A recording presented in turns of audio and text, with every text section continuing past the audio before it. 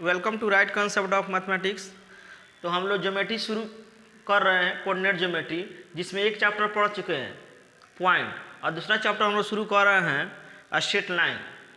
Straight line यानी short में हम लोग देखेंगे एसटी लाइन, इसको लिखेंगे और इसका हिंदी होता है सरल रेखा।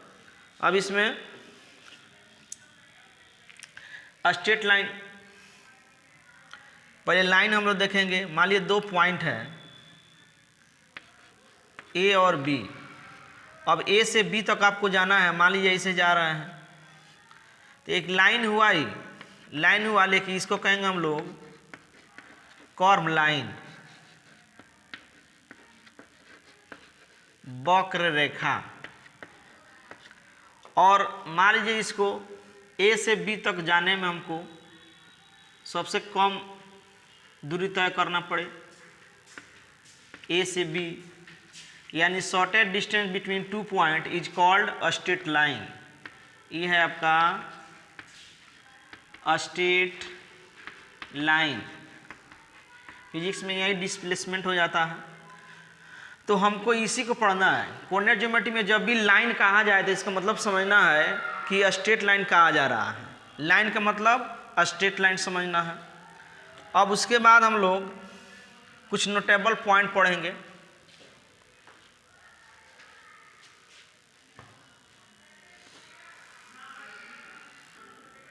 कुछ नोटेबल पॉइंट है स्ट्रेट लाइन को पढ़ने के लिए। कुछ नोटेबल पॉइंट, फर्स्ट है कि मान लीजिए कोई पॉइंट है, कोई पॉइंट दिया हुआ है, यहाँ से कितना लाइन खींचा जा सकता है, यानी कितना लाइन जो है, हाँ, तो कोई पॉइंट है यहाँ से कितना लाइन खींच सकते हैं,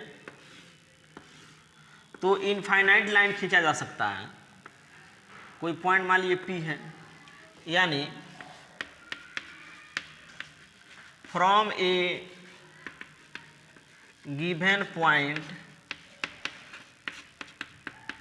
infinite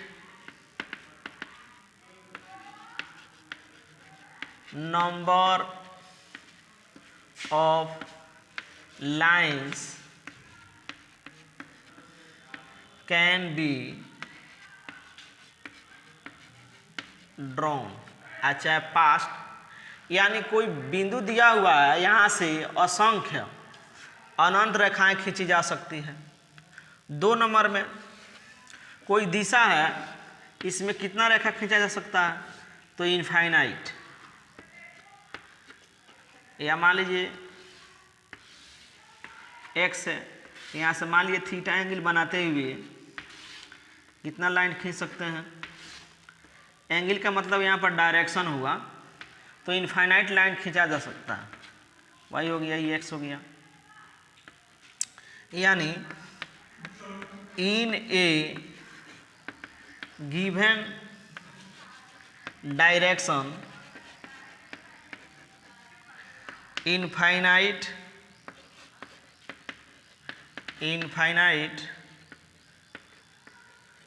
number of lines can be drawn,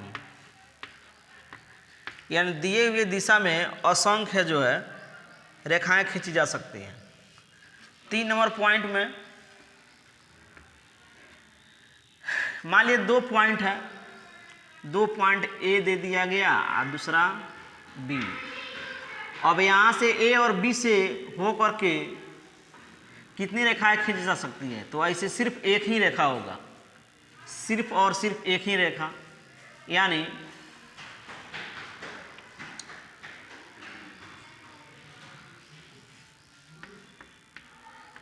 through 2 given points one and only one line can be passed। यानी 2 रेखा, 2 जो बिंदु दिए गए हैं, उससे होकर के सिर्फ एक और एक ही रेखा खींचा जा सकता है या गुजर सकता है। पास माने गुजरना, थ्रो माने हो करके।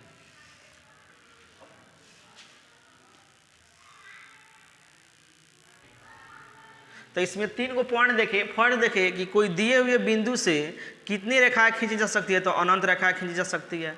दूसरा पॉइंट है कि किसी दिए हुए दिशा में कितनी रेखाएं खींची जा सकती है, तो असंख्य रेखाएं खींची जा सकती है। कोई 2 बिंदु दिया हुआ है ए और बी, तो इसे हो करके कितनी रेखाएं पास सकती है, तो सिर्फ 1 रेखाएं पास कर सकती है। चौथा नंबर पॉइंट हम लोग देखेंगे। अब देखेंगे हम लोग कि किसी दिए हुए बिंदु से और किसी दिए हुए दिशा में कितनी रेखाएं खींची जा सकती है, तो ऐसे रेखाएं सिर्फ 1 है। जैसे कि मान लीजिए, पहले समझते हैं हम लोग। मान लीजिए कहा जाए कि कोई रेखा खींचा जाए जो एक्स एक्सिस से 30 डिग्री के एंगल बना रहा है और मान लीजिए 2-3 से पास कर रहा है, यानी इस बिंदु से भी पास कर रहा है और यहाँ से 30 डिग्री के एंगल बना रहा है एक्स एक्सिस से, तो ऐसा सिर्फ एक ही रेखा होगा। तो यानी फ्रॉम ए गिवन पॉइंट, मतलब लाइन गॉन हो गया था, कंटिन्यू करते हैं हम लोग। कोई बिंदु से, कोई पॉइंट से किसी दिए हुए डायरेक्शन में सिर्फ एक ही रेखा खींचे जा सकते हैं। वहीं लिखा गया from A given point and in a given direction one and only one line can be drawn. एक बिंदु और एक किसी दिशा में सिर्फ माने हो करके, एक बिंदु और एक दिशा में सिर्फ एक ही रेखा खींचा जा सकता है या गुजर सकता है। उसके बाद हम लोग देखेंगे, जैसे मान लीजिए एक लाइन है, लेफ्ट से राइट के तरफ है, तो इसको हम लोग कहते हैं the direction of positive x axis. अगर ऐसे है तो ये the direction of negative x axis. अगर ऊपर की तरफ एरो है तो ये है the direction of positive y axis, और नीचे की तरफ है तो ये हो जाएगा the direction of negative y axis.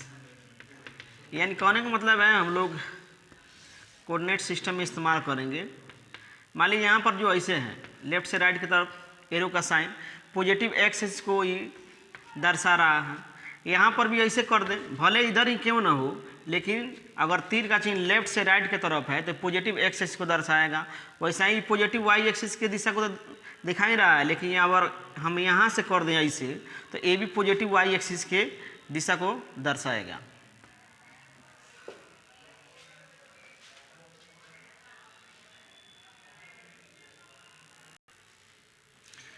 Angle of inclination of a straight line या लाइन, यानी एक रेखा का झुकाव कोण। तो पहले इसको समझते हैं हम लोग, उसके बाद लिखेंगे।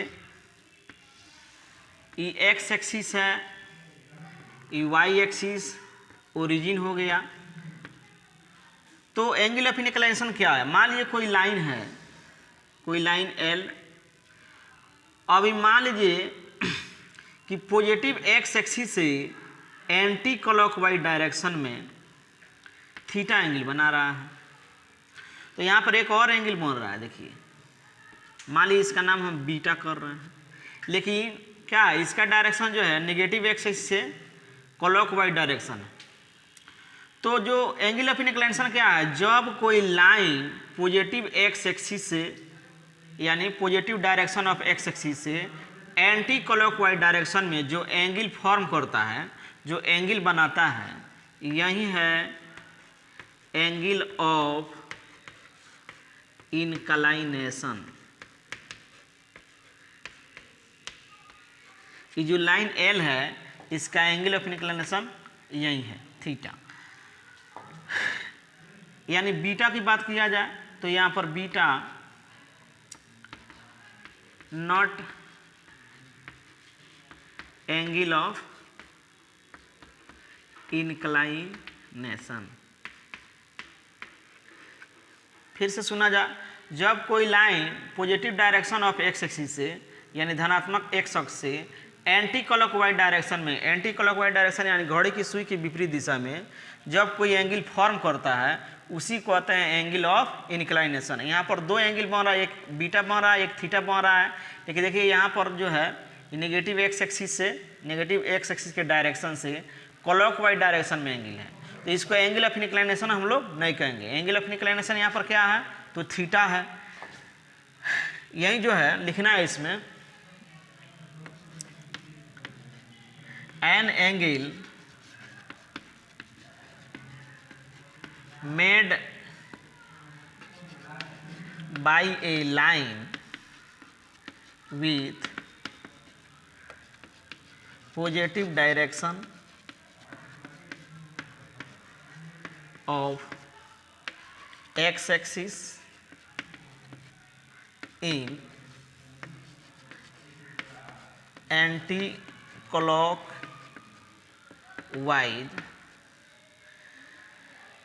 सेंस या डायरेक्शन दोनों बात सेम होता है, is called angle of inclination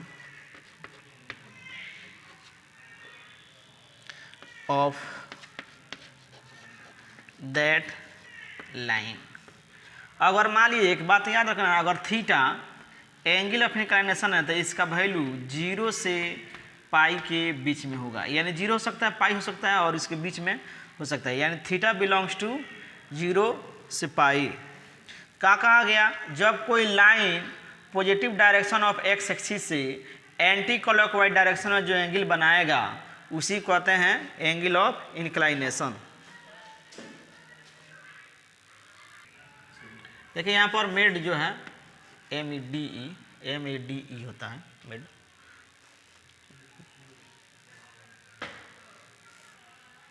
हाँ, तो एंगल ऑफ इंक्लाइनेशन का हम लोग एग्जाम्पल लेते हैं कुछ। एक्स हो गया, EY हो गया, ओरिजिन हो गया। मान लीजिए एक लाइन L1 है, यहाँ पर एंगल बना रहा है 60 डिग्री, तो यहाँ पर कहेंगे angle of inclination of L1 ये हो जाएगा 60 डिग्री। मान लीजिए कोई और है, एक ऐसा लाइन है, इसका नाम हम L2 दे रहे हैं, यहाँ पर 120 डिग्री एंगल बना रहा है।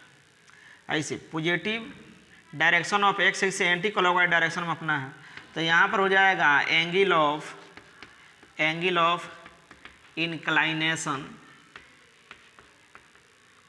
ऑफ L2 इक्वल टू हो जाएगा 120 डिग्री।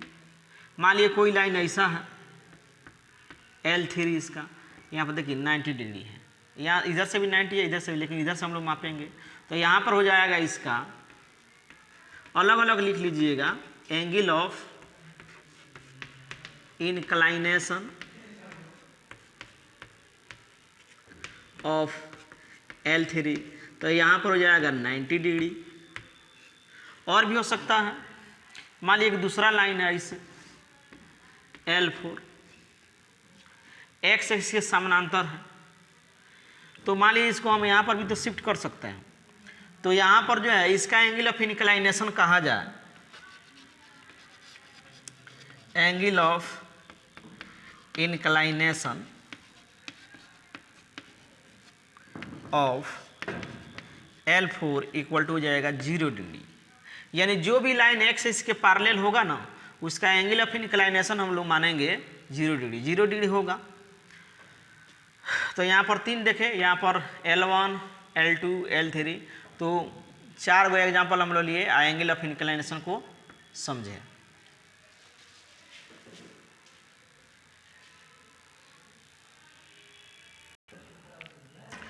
तो हम लोग देख रहे हैं स्लोप या gradient of a straight line, एक सरल रेखा की ढाल या प्रवणता। फिजिक्स में बहुत यूज आता है। तो स्लोप क्या है इसको हम लोग समझ रहे हैं।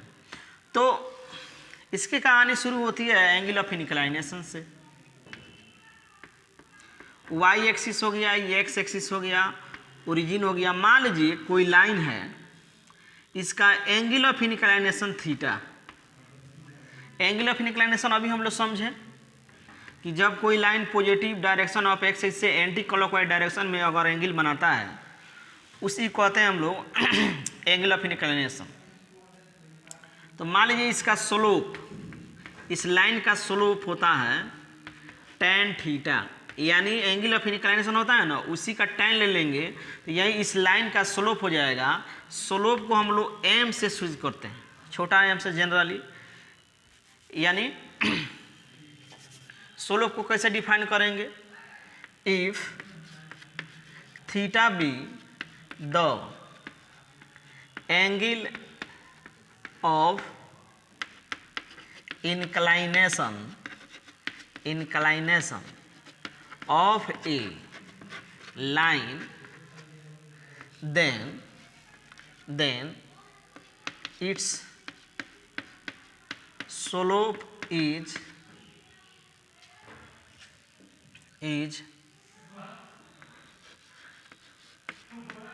defined by tan theta. Defined as कर लेते हैं tan theta, and is denoted by generally m। यानी इसका मतलब है अगर थीटा किसी स्ट्रेट लाइन का एंगल ऑफ इंक्लाइनेशन है तो उसका स्लोप डिफाइंड होता है tan थीटा से, उस एंगल के tan से, और उसको सूचित किया जाता है सामान्यतः m से। यानी कहने का दैट इज स्लोप, यानी m ये होता है आपका tan थीटा।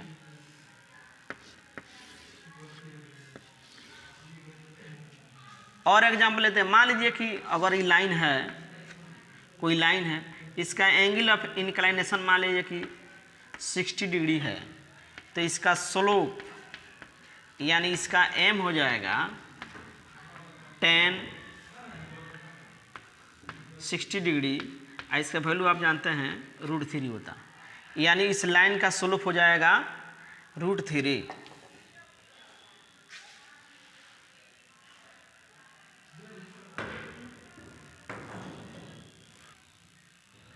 और एग्जाम्पल से इसको क्लियर करते हैं।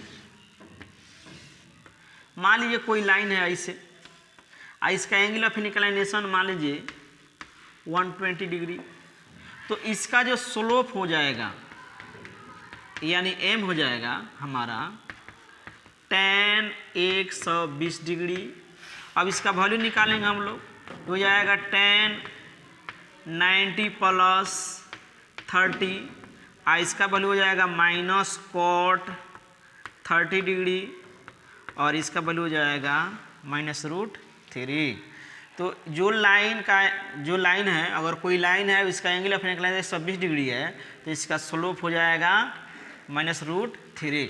मान लीजिए कोई लाइन यहाँ पर है, इसका एंगल ऑफ इंक्लाइनेशन मान लीजिए 90 डिग्री है, तो इसका जो स्लोप हो जाएगा यानी tan 90 ये हो जाएगा इन्फिनेटिव, अनडिफाइंड।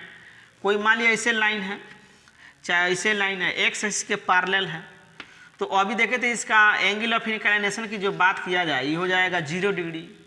तो 0 डिग्री होगा यानी इसका जो स्लोप होगा यानी m ये हो जाएगा हमारा tan 0 यानी 0 degree.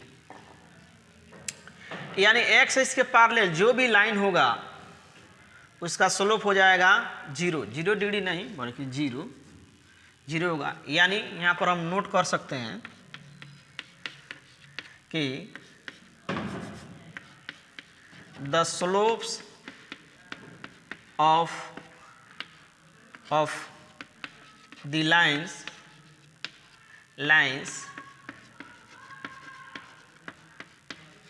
Parallel to x axis is R, कर लीजिए आर इक्वल टू 0, यानी हॉरिजॉन्टल लाइन कह सकते हैं, यानी line parallel to x axis कह सकते हैं, यानी एक्स एक्सिस के समानांतर जितनी भी रेखाएं होती हैं उसका स्लोप 0 होता है। और वाई एक्सिस के पैरेलल, वाई एक्सिस के पैरेलल ही था, देखिए वाई एक्सिस के पैरेलल या एक्स एक्सिस के परपेंडिकुलर जो लाइन होता है उस सब का स्लोप हो जाता है अनडिफाइंड, इन्फिनिटिव होता है। 2 नंबर में the slopes of the line parallel to y axis या perpendicular to x axis are infinite, undefined. बात को सुनना है, उसके बाद लिख लेना है गौर से। यानी इसमें देखें हम लोग कि जो लाइन एक्स एक्सिस के पैरेलल होगा उस सब का स्लोप 0 होगा, जो लाइन वाई एक्सिस के पैरेलल होगा यानी एक्स एक्सिस के परपेंडिकुलर होगा उस सब का स्लोप अनडिफाइंड या इन्फिनिटिव कह सकते हैं, इन्फिनिटिव होगा।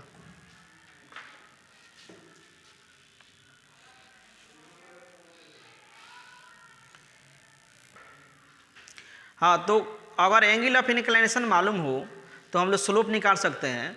अब अगर स्लोप मालूम हो तो एंगल ऑफ इंक्लिनेशन कैसे निकालेंगे? मान लीजिए कोई लाइन है, इसका स्लोप मान लीजिए कि -1 है। कहा जाए कि अब उस लाइन का एंगल ऑफ इंक्लिनेशन क्या होगा, तो हम लोग क्या करेंगे, यानी एम यानी स्लोप दिया है, इसी को तो हम लोग कहते हैं tan थीटा। थीटा क्या होता है, तो एंगल ऑफ इंक्लिनेशन होता है। ये हो गया -1, तो ये हो जाएगा आपका tan थीटा, इसको लिख लेंगे हम लोग tan π/4 -tan π/4। अब इसको हम लोग क्या करेंगे, इस माइनस को गायब करेंगे। कैसे गायब करेंगे, तो सप्लीमेंट्री रूल से पाई माइनस π/4 इसको लिख देंगे। चूँकि ये जो एंगल है सेकेंड क्वाड्रेंट में है, सेकेंड में tan नेगेटिव होता है और पाई है तो चेंज नहीं करेगा, यानी इसमें कोई अंतर नहीं है। यानी tan थीटा इक्वल टू हो जाएगा tan, इसको जब कैलकुलेट करेंगे हम लोग तो ये हो जाएगा 3π/4। अब यहाँ से थीटा हो जाएगा हमारा 3π/4, इसको डिग्री में बदलेंगे तो 135 डिग्री, यही हमारा हो जाएगा एंगल ऑफ इंक्लाइनेशन। तो यही हुआ कि जब स्लोप मालूम होता है एंगल ऑफ इंक्लाइनेशन हम लोग कैसे ज्ञात करेंगे।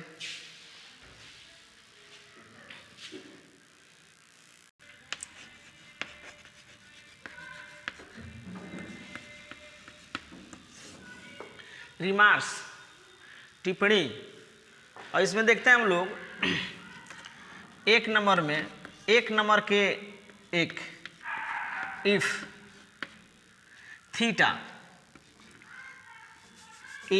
यानी एंगल ऑफ इंक्लाइनेशन 0 से π/2 के बीच में हो तो देन एम हो जाएगा हमारा पॉजिटिव। एम मतलब tan थीटा, 0 से π/2 के बीच में, इसका मतलब है थीटा फर्स्ट क्वाड्रेंट में है। अब फर्स्ट में सब के सब ट्रिग्नोमेट्रिक रेशियो का होता है, पॉजिटिव होता है, इसलिए यहाँ पर जो है एम किसको सूचित कर रहा है, tan थीटा को। तो tan थीटा तो पॉजिटिव होगा ही फर्स्ट क्वाड्रेंट में।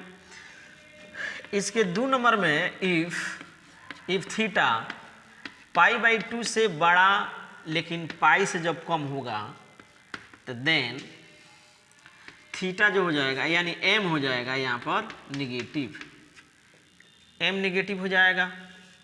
और जानते हैं कि इफ थीटा 90 डिग्री हो जाएगा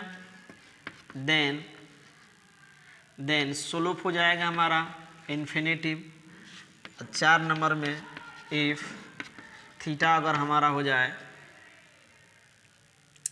0 डिग्री या पाई तो हमारा स्लोप हो जाएगा 0। 2 नंबर नोट हम लोग देखेंगे क्वेश्चन में आ जाता है कि एंगल विथ एक्स एक्सिस, तो एंगल विथ एक्स एक्सिस का मतलब होता है एंगल ऑफ इंक्लाइनेशन। तो यानी angle with x axis means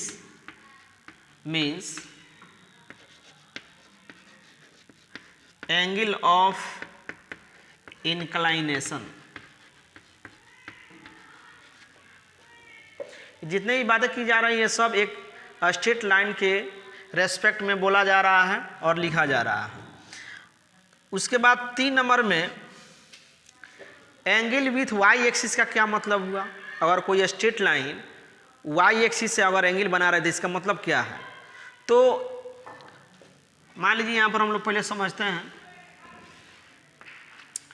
angle of inclination तो डिफाइन होता है positive direction of x axis से एंटी क्लॉकवाइज डायरेक्शन में एंगल का बनना। लेकिन वाई एक्सिस से एंगल बनने का मतलब है कि positive direction of y axis से इन क्लॉकवाइज डायरेक्शन में जो एंगल बनेगा, मान लीजिए अल्फा बना, तो यही जो हो जाएगा ये एंगल विथ वाई एक्सिस कहलाएगा। तो हम लोग देखें कि एंगल विथ वाई एक्सिस का मतलब क्या है, positive direction of y axis से क्लॉकवाइज डायरेक्शन में, एंटी क्लॉकवाइज डायरेक्शन में नहीं, क्लॉकवाइज डायरेक्शन में जो एंगल फॉर्म होगा, जो बनेगा, उसी को कहेंगे हम लोग एंगल विथ वाई एक्सिस। यानी angle with y axis means angle with positive direction of y axis in clockwise sense। तो एंगल विथ वाई एक्सिस का मतलब है कि positive direction of y axis से क्लॉकवाइज डायरेक्शन में जो एंगल बन रहा है इसी को हम लोग कहेंगे एंगल विथ वाई। एंगल तो यहाँ पर भी बन रहा है तो ई एंगल विथ वाई एक्सिस नहीं कहलाएगा।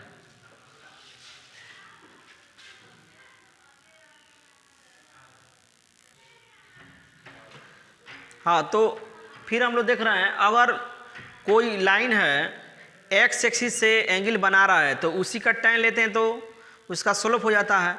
लेकिन ये कहा जाए कि कोई लाइन है वाई एक्सिस से एंगल बना रहा है तो उसका स्लोप कितना होगा। तो मान लेते हैं कोई लाइन है, यहाँ पर ये एंगल दिया हुआ है, मान लिया अल्फा है, तो इसका स्लोप कितना होगा। इसका स्लोप हो जाता है कॉट अल्फा। क्या हो जाएगा, cot alpha. If alpha be an angle, the angle with y axis, then slope of the line is cot alpha. ये हो जाएगा cot अल्फा। ये कैसे हो जाएगा तो हम लोग इसी पर देख लेते हैं कि मान लीजिए कि इसका हम लोग फंडामेंटल जो फार्मूला होता है कि एंगल ऑफ इंक्लाइनेशन का tan लेंगे वहीं स्लोप होगा। मान लीजिए थीटा है, मान लेते हैं थीटा हो गया, ई मान लिया अल्फा है तो ई एंगल जो हमारा हो जाएगा पाई माइनस अल्फा हो जाएगा। ज्योमेट्री से हम लोग देखेंगे, जानते हैं, तो x हो गया, ई y होगा, ओरिजिन है। ये जो एंगल होगा थीटा इसके और इसके सम के इक्वल होगा, pi minus alpha plus pi by 2, ये पाई बाई 2, ये हो जाएगा हमारा theta equal to 3 pi by 2 minus alpha. हम लोग जानते हैं कि इसी का tan लेते हैं, यानी इसका स्लोप होता है tan थीटा।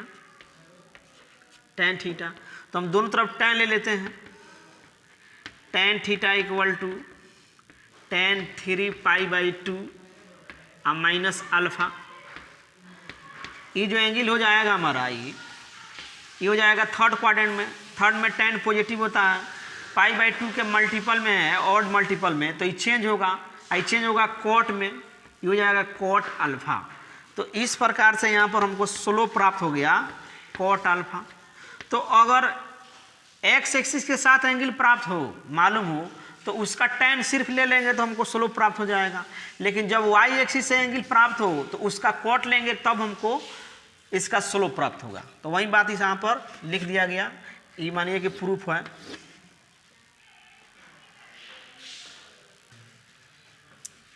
हाँ, मान लीजिए 2 पॉइंट है यहाँ पर, जो इंपॉर्टेंट रिजल्ट हम लोग देखने जा रहे हैं। फर्स्ट देख रहे हैं 2 पॉइंट, मान लीजिए x1 y1 दिया हुआ है, x2 y2 दिया हुआ है। एक लाइन है जो पॉइंट A और B से पास कर रहा है, गुजर रहा है, तो इसका स्लोप क्या होगा। तो पहले इसको देख लेते हैं कितना स्लोप होगा। इसका स्लोप होता है, देखिए इस लाइन का कोऑर्डिनेट दिया रहेगा, ये हो जाएगा y2 माइनस y1 अब बाटा x2 माइनस x1। अच्छा है, ऊपर से माइनस कॉमन निकालिए, नीचे से भी, तो ये हो जाएगा y1 minus y2 by x1 minus x2। यानी slope of the line passing through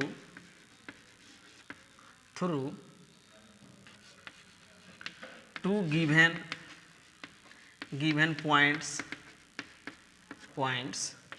A x1 y1 and B x2 y2 is, यानी हम इसको ऐसे लिख सकते हैं MAB, इसका मतलब है स्लोप ऑफ AB। तो ये हो जाता है y2 minus y1 by x2 minus x1, या y1 minus y2 by x1 minus x2। ये इसका फॉर्मूला हो गया। कहा जाए आपसे 2 लाइन है, मान लीजिए यहाँ पर 2 और 4 है, यहाँ पर 3 माइनस 4 है। मान लीजिए A हो गया, B हो गया। इसका स्लोप हम लोग कैसे निकालेंगे। इसका स्लोप हो जाएगा, मान लीजिए इसको x1 y1 मान लेते हैं, इसको x2 y2। तो स्लोप ऑफ AB निकालिए।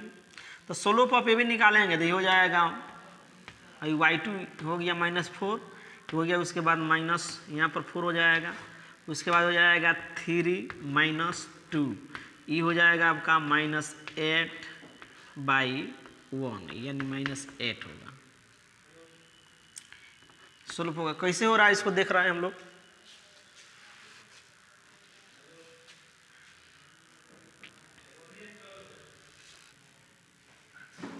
हाँ, तो देखिए इसको देखते हैं कैसे हो रहा है। x1 हो गया, y1 हो गया, मान लीजिए यहाँ पर B है, x2 हो गया, y2 हो गया। अब इसको देखने के लिए हम लोग कोऑर्डिनेट एक्सिस ले लेते हैं, और ये जो लाइन है इसको आगे प्रोसीड कर देते हैं, आगे बढ़ा रहे हैं इसको।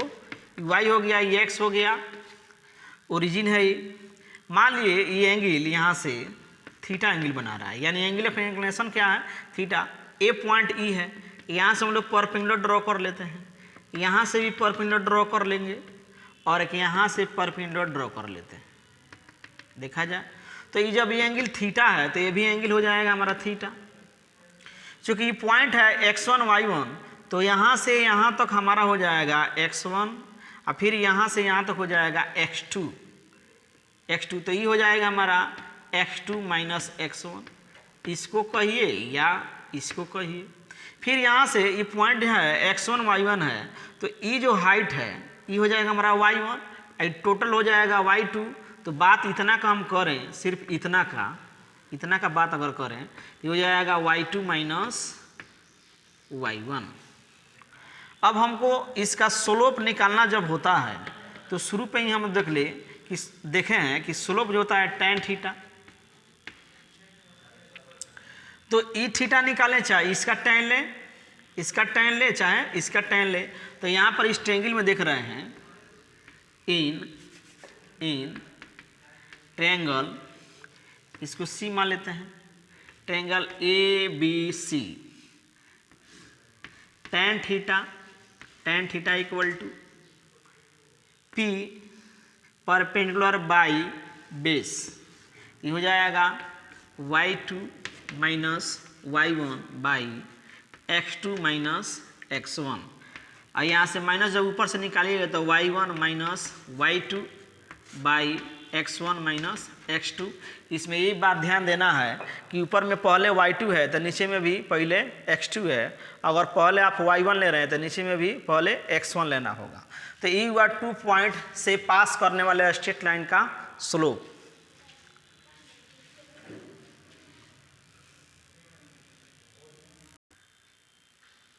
सेव होगा। चलिए इस वीडियो में हम लोग इतना ही देखेंगे और इसको पढ़ने के बाद एक्सरसाइज को देखिए और थ्योरी है इसमें, और अगला वीडियो में हम लोग जो है सिर्फ थ्योरी को देखेंगे, उसके बाद एक्सरसाइज को कंप्लीट करेंगे। और वीडियो अच्छा लगे तो कमेंट कीजिए, शेयर कीजिए और लाइक कीजिए। धन्यवाद।